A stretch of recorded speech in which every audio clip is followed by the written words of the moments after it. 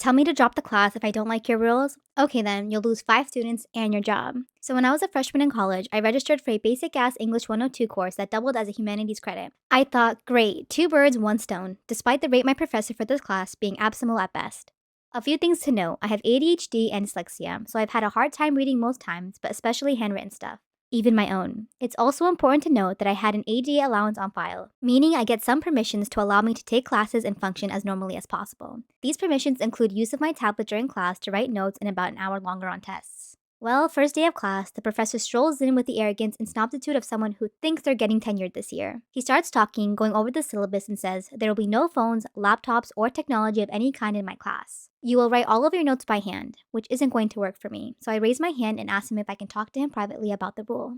That went over about as well as a lead balloon, and he starts getting snippy and says, anything you need to talk with me about can be found in your syllabus. But again, I said that I needed to talk to him and that it was pretty important. Finally, he just says to say it to the class. He doesn't have time to take out to deal with whining of any kind. So I say that I'm dyslexic and need my tablet to do the notes and read the assignments, and that my ADA permissions are on file and emailed to all my professors before class. He says, yeah, I saw the email, but I don't care. You can do the work just like everyone else. You're not special even if you were in special ed. The class goes deadly quiet at that.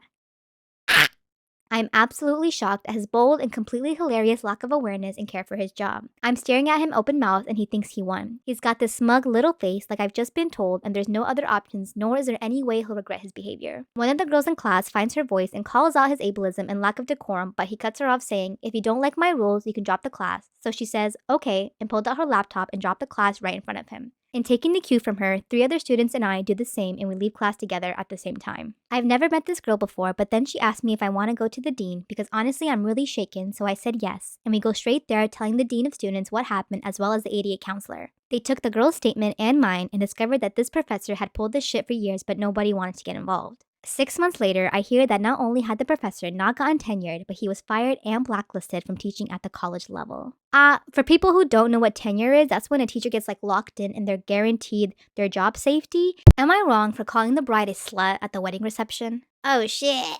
I, 22 female, went to a wedding recently for my friend's 22 female cousin. My friend brought me along for emotional support since she was being forced to go. My friend didn't like her cousin at all because, simply put, the cousin is horrible to my friend. She would make fun of my friend's appearance, which included anything from weight, hair, skin, etc., despite my friend being drop-dead gorgeous. This has led to her having major self-esteem issues. On top of that, there was a 10-year age gap between my friend and her cousin, 32 female, meaning it was literally at one point an adult bullying a child. Friend's cousin is also just an awful person in general, the quintessential racist, but I have black friends, mean girl who gossips and fights with everyone. However, my friend's parents believe that family is forever no matter what, so she was dragged to the wedding, meaning I got dragged along as well. The ceremony happened and we moved to the reception. Everything was going surprisingly smoothly until I started dancing with one of the groomsmen on the dance floor. Bride didn't like this apparently. I know because she came up to me and asked me what the hell I thought I was doing. I was confused and asked her what she meant. She asked me why the hell was I all over him meaning the groomsman. I didn't know why she was upset about it. After all, she had a new husband that she should be celebrating with.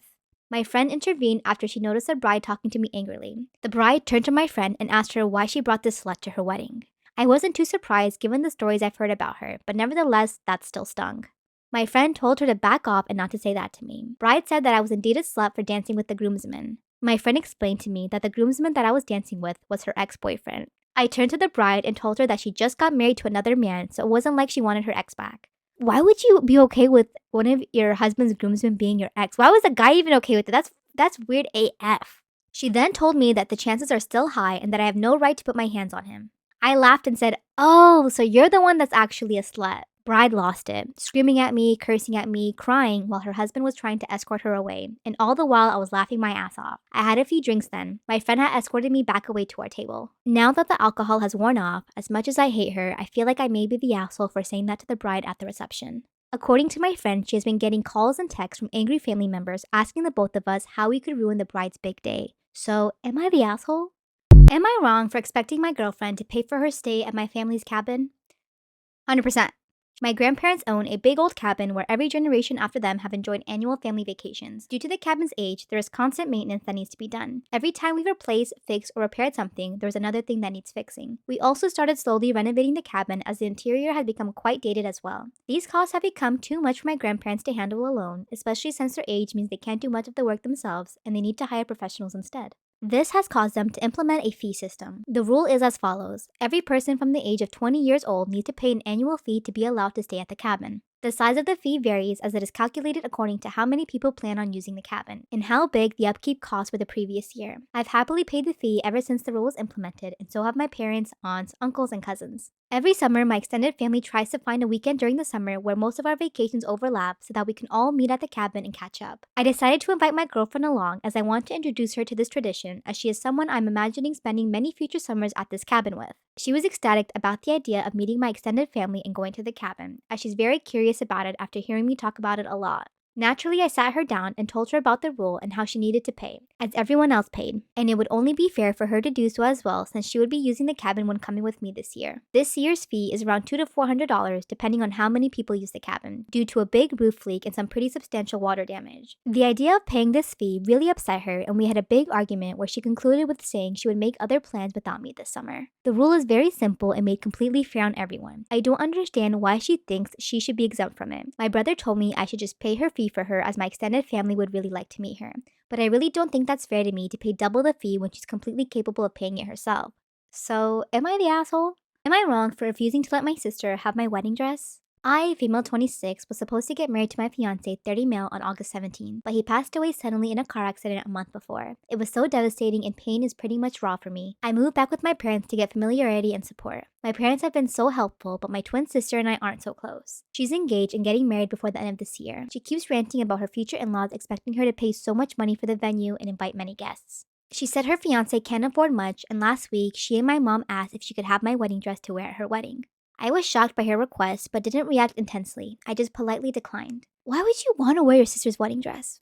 I explained to them how this dress has personal attachment and value after they said that the wedding didn't happen anyway, and I didn't get to make memories in it, which was hard to hear. An argument ensued, and my sister called me selfish and unsupportive, and my mom sided with her and said I was wrong and that this dress will only stay hanging in the closet if I don't do something with it since my fiancé isn't coming back, and I refuse to move on even though it hasn't been that long. Dad is on my side, but I started feeling like maybe I'm not being helpful seeing my sister struggling and needing help. Mom said this might make or break our relationship for the years to come, especially when I don't have many people around me after this loss. Am I the asshole for refusing to let her have it? By the way, the dress cost me $2,200 that I'd save up on my own. They claim I'm refusing because of its price and even went as far as to say that I must be planning on selling it or expect them to pay for it. Live within your means. Why are you having a wedding that you cannot afford? Go to Macy's, homegirl. Go to Shein, go online, go to Fashion Nova, get a wedding dress you can afford. That is not her problem. I never understand people like this.